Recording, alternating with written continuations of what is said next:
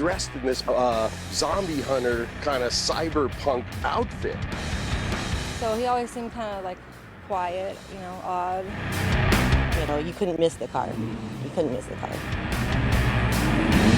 Next thing you know, we're meeting at conventions, parking his car.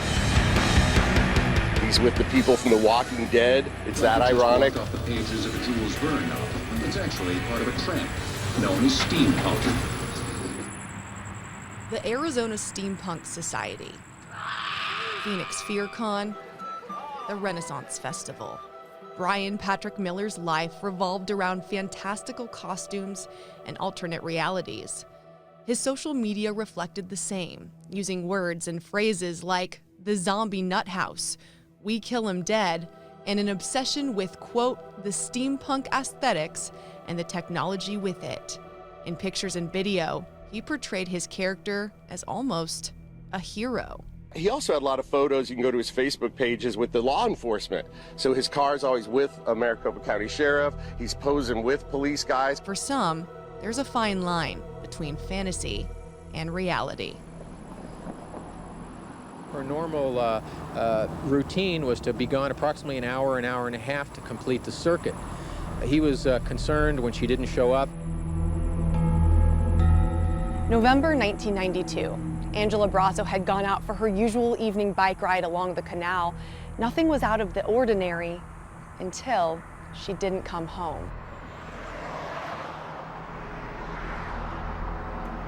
The gentleman that is usually fishing at the canal there drove by on his bicycle and said he thought he saw a head there that everybody was looking for, and he kept riding his bike. So we decided to go take a look, see if it was really the head. From a distance, it didn't look real, is what it was.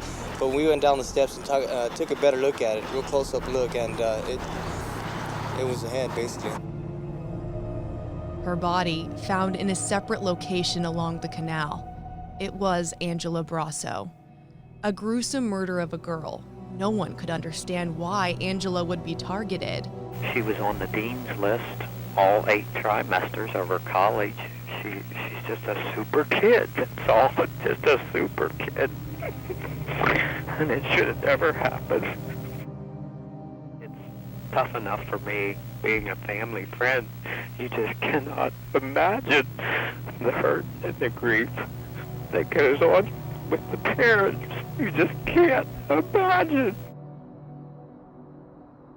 Her bike was missing, and there were no hits on a DNA match. To their knowledge, there were no witnesses, something they desperately needed in this case. The best homicide detective in the world will not be able to solve a case without that piece of the puzzle. And he was right. They couldn't finish the puzzle. There were too many pieces missing. All family and friends could do was wait and hope.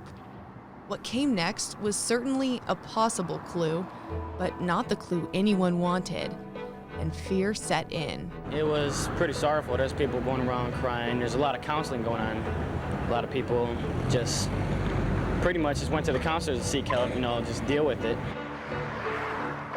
10 months after the murder of Angela Brazzo, another girl gone. 17-year-old Melanie Burness of Arcadia High School found dead along the canal too. Angela was riding her bike, so was Melanie. We all loved her, she was really cool. I don't know what the motive is. I'm so confused. I really want to know, why, Everyone was thinking the same haunting thought.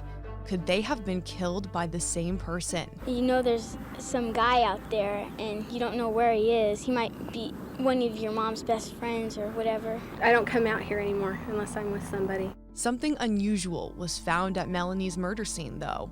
A blue bodysuit that wasn't hers. Police also found another clue along this canal last September, but they kept it to themselves until tonight. The clue? A piece of clothing, which police say did not belong to Melanie Burness, but it might belong to someone who knows her killer. Someone could be able to identify this particular item of clothing as something that had been taken from them in the past in a burglary or a theft, or maybe someone was in the area of the Burness homicide when it occurred and saw someone that had this particular article of clothing in their possession. Then, a bombshell discovery. DNA found at Angela Brazzo's murder matched the DNA found at the Melanie Burness murder scene. And what that tells us is that there is an individual who is at both homicide scenes. And that's really all it tells us. It doesn't say that that individual even is the killer. What it tells us is that a same person was at both homicide scenes and had contact with both victims. Phoenix police had the DNA, potentially the DNA of a serial killer who brutally took both girls' lives, but no hits on who it belonged to. No leads and no new information for more than a decade.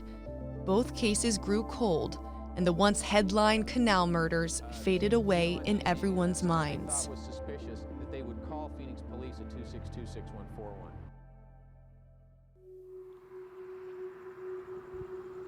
Police didn't know it at the time, but that DNA belonged to a man with a dark history.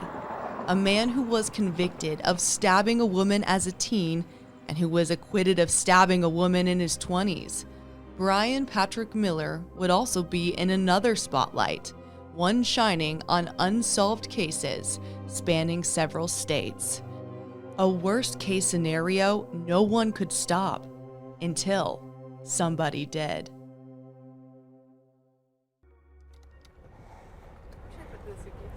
Put it on this side.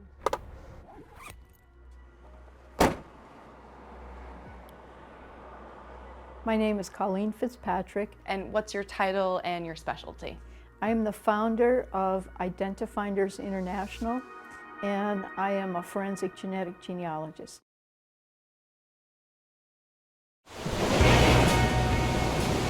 Huntington Beach, California, undoubtedly one of the most popular places on the West Coast. Scenes like this, a quick drive from Colleen Fitzpatrick's house. She's lived here for over 30 years. Her work goes far beyond the place she calls home. I've worked actually forensic genealogy cases in 53 countries. What is genealogy? The study of family history, family names, family pedigrees. Genealogy has rocketed in popularity over the last 5 years. Ancestry.com, 23andMe, Family Tree. People all over the world are discovering their past and long-lost relatives with this growing science. Adoptees have found their birth parents.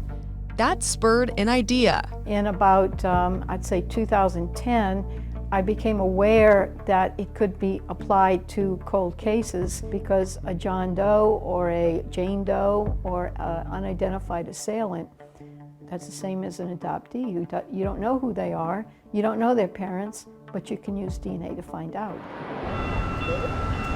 Colleen was in Phoenix for a symposium on human identification.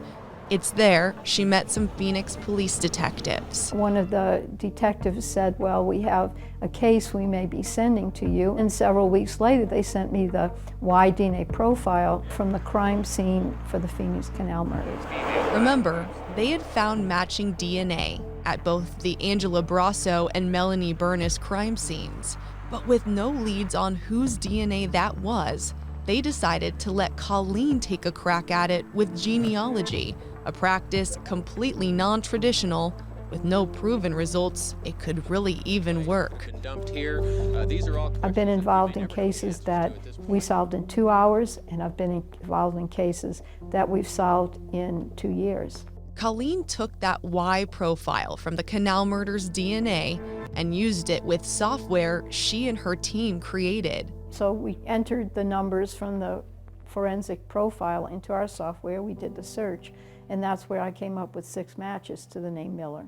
How can DNA from one person be an exact match to 6 different profiles? You can do that because it's only the Y DNA. In other words, everybody in that family along the direct Miller line will have that same Y DNA. This was a huge investigative lead. Before this, there were about 2,000 potential suspects in the case. Police had a hunch there may be somebody in town that could be a match, but it would take an undercover operation to get a swab of his DNA and send it to the crime lab to see if it was a match. Colleen hadn't thought much about it until she got a call from detectives. Troy Hillman rang in, and he says, "We're right, that's right. Brian Patrick Miller, we've arrested him, and you were right." And at that moment, I went, "Oh my God, they got him!" Phoenix police detectives were able to obtain a DNA sample. It's amazing to me that after so many years, exactly one word cracked that case, and the word was Miller. He never seemed like the type of person to do that. I mean, he was always nice to me. I just can't fathom it. It sounds odd when someone like us in this situation express love for this person, because due process and everything, our heart goes out to the families. It's the worst nightmare. Shockwaves ran through the valley in January of 2015. The search of Brian Patrick Miller's home began, a hoarder home. Did anybody really know the zombie hunter? I think hoarding was enough. Did they really need to go zombie hunter? You just go, you're making the guy out to be a complete loon. He's a complete loon. All while the case is unraveling, Colleen is in California, told to stay silent. How has genetic genealogy changed or improved since you made that discovery back then? It's exploded. Now, genetic genealogy and forensic genetic genealogy has exploded. Colleen has now cracked countless other cases in the same way since, but it's this case that helped her find her purpose. How did that make you feel as a genealogist, knowing that not only what you do works, but that you just helped families who were looking for answers for so long about what happened to Angela and Melanie? I feel sometimes I've arrived because I can take all of that education, all of that background, all of that experience, and really help people directly. This case has been stuck in the middle of its own story for over 5 years. Colleen's chapter of this story may be over, but the book is nowhere near finished. It had a beginning, it has to have an end. Yes, you have to turn the page and close the book. The story doesn't end with Angela and Melanie. Their murders unraveled a dark past. This is what happened. They were sure of it. Without doubt. They said, you don't need to wonder anymore. You don't know what's in their mind. You don't know what's going to trigger them to do something that they do.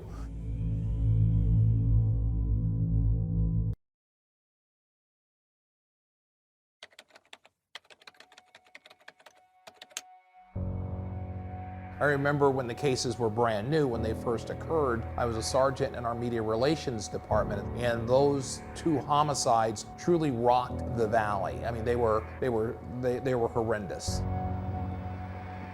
These types of serial crimes, these types of serial killers in this case, or be it a serial sex offender, they're really hard to predict.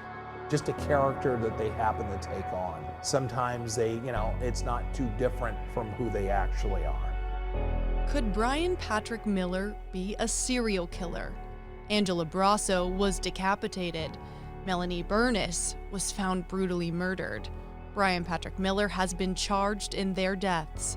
But even with those facts, Kevin Robinson says it's not a clear-cut answer. You don't know what's in their mind. You don't know what's going to trigger them to do something that they do. The person has a great deal of anger when they're committing the crime itself. The question I would think is, why are they that angry? What's causing them? What's triggering that episode? What's triggering that level of violence on that particular victim? Robinson has 36 years of experience in policing. At one point, he was the assistant chief heading up the investigations unit at Phoenix PD. That includes homicide. He says Brian Patrick Miller is hard to figure out. Why? Well, he was the zombie hunter, posing with officers. We don't know who he truly is. People like that are wannabes. They're not able to do certain things, so they adopt a different persona. It most definitely complicates things from a standpoint of trying to understand this individual more completely. Here's what we know about Brian Patrick Miller's past. In his teens, he stabbed a woman near the Paradise Valley Mall before the Canal murders and pleaded guilty to attempted second-degree murder. In 2002, police charged him with stabbing Melissa Ruiz Ramirez in Washington, but he was acquitted, claiming self-defense. Another Washington woman, Victoria Mickelson, went to Phoenix police years after she was stabbed in the stomach and neck when she was 14. Victoria told officers she was nearly 100% sure Brian Patrick Miller was her attacker. But to date, Washington officials haven't filed charges in that case. I know there's some speculation about some other victims because of the neighborhood and some unsolved crimes. One in particular, the disappearance of a teenage girl that nobody has forgotten. 13-year-old Brandy Myers. In your mind, how sure are you that Brian Patrick Miller killed your sister? I don't have a doubt in my mind. And the Phoenix Police Department put that to rest in my mind. At the time, did you feel safe? I was blissfully unaware, but I didn't know it was dangerous or the hood, you know, we just played like it was anywhere else. Brandy and her family lived in the Sunny Slope area, just 3 blocks away from Miller. Brandy and her little sister, Kristen Dennis, would pass by his house every day walking to school, though they didn't know who Miller was. In May of 1992, Brandy was out in the neighborhood asking for donations for a book-a-thon when she seemingly vanished into thin air, and for decades, there were no answers. Until Brian Patrick Miller's arrest for the Canal murders in 2015. When he was arrested, people started coming out and telling us stuff. So his ex-wife, Amy, came forward and gave us these confessions that he made to her during their time that they were married. She tells the police, he tells me the story about a girl who came to his door. And when she knocked at the door, he saw it as a perfect opportunity to act. He pulled her in the house, started stabbing her. She was alive for all that, and then he slit her throat and killed her, and that's what killed her. Brandy's body has never been found. Police tell Kristen the story doesn't stop there. So he's like, okay, I gotta get rid of this body, and he cut her up in pieces. So he just dismembered my sister, like something of no importance, put her in black trash bags. My sister just went to the landfill. And these are all details that police told you from that interview with his ex-wife? Yes. Kristen wanted to visually show people how easily this could have happened solely based on location and the route they always walked. This was our house. We would go this route to get to school, and this is where Brian lived. This was where she was last seen. This house was not home, and this house she never made it to. It finally makes sense. It finally tells me like why she didn't come home, why we never found her body. Exactly like, look at this man, everything adds up. Police believed there was enough circumstantial evidence for a conviction. Months after Miller was arrested for the murders of Angela and Melanie, Phoenix police recommended first-degree murder charges against him in the presumed death of Brandy Myers. But so far, the county attorney's office has declined to prosecute him for Brandy's murder. I can't just let it go. I wish I could. I do. I wish I could just let it go, and I can't. I keep trying. Every time I'm knocked down, every time they turn down the case, I'm like, you know what? What am I doing? Kristen hopes the momentum in the Canal murders case as the trial looms will help Brandy's case too. It's been 29 years since she lost her sister. She wants to look Brian Patrick Miller straight in the eyes in a courtroom. I want a chance to say, you know what? You took everything from me, and I was lost for years. But you know what? You don't have power over my life anymore. And I have to say this to clients all the time. You know, when you watch Law and Order, at the beginning of the episode, some jogger in Central Park is tripping over a body. And at the end of the episode, you know, Jack has his conviction. In real life, you know, that doesn't take an hour. In real life, that's, you know, typically 3 or 4 years. It's been 6 years since Brian Patrick Miller was arrested. All documents in the case are now sealed, which means we can't see anything until it comes out in court. The trial will set a precedent no matter the outcome. There's a lot of interesting issues in this case. The first and the most obvious one is the forensic genealogy. Will a judge uphold that practice as being legal, as being credible? If so, it sets the tone for any forensic genealogy findings moving forward in the United States. But now, Brian Patrick Miller's team has planned an insanity defense. We asked criminal defense attorney Russ Richelsoff to look at the case. He's not connected to it in any way. So with insanity, what we're interested in is what was his state of mind at the time he committed the offenses. Could he understand the nature of the wrongfulness of his acts? This isn't a cookie-cutter case. The laws have changed since 1992 and 1993 when Angela and Melanie were killed. The law that applies is the law that was in effect at the time the crime was committed, which in this case was, almost 30 years ago. If the defendant proves by clear and convincing evidence that they were insane, they did not understand the nature and wrongfulness of the acts at the time that they committed them, then they're essentially not guilty. In this day and age, a full sentence would still be served somewhere, whether that be prison or in a mental health unit. But with crimes of insanity back in the early 90s, it was different. If they were required under the criminal statute to serve 20 years in prison, they would be placed in a secure mental health facility for 20 years. Under the old statutes, it's reviewed, like I said, about every 6 months. According to Richelsoff, that means if Brian Patrick Miller were to be found insane at the time of the crimes, he would be placed in a mental health facility, but would have the opportunity to be re-evaluated every 6 months. If he was deemed better and mentally sound during any of those reviews, then he could be set free, even if he's proven to have committed these murders. At the same time that the defense noticed insanity as a defense in the case, they also requested the court to do what's referred to as a Rule 11 screening, to screen this person to see if they're competent to stand trial. Competency is concerned with his mental health now. Is he capable of effectively communicating with his lawyers? Does he understand his constitutional rights? Richelsoff expects the prosecution to try and relate to the jury, to win them over, proving the zombie hunter isn't one of us. The prosecutor is going to probably try to portray him as a weirdo. Hey, here's what this person was into. That's really weird. They're not like us. The defense is going to portray it exactly like, you'd like to dress up for Halloween. This is what he liked to do on the weekends. It was, some harmless fun. It's easier for the jury to convict somebody if the jury doesn't identify with them. Time is the big factor here. The wheels of justice, they grind slowly. A trial of this magnitude will likely last months.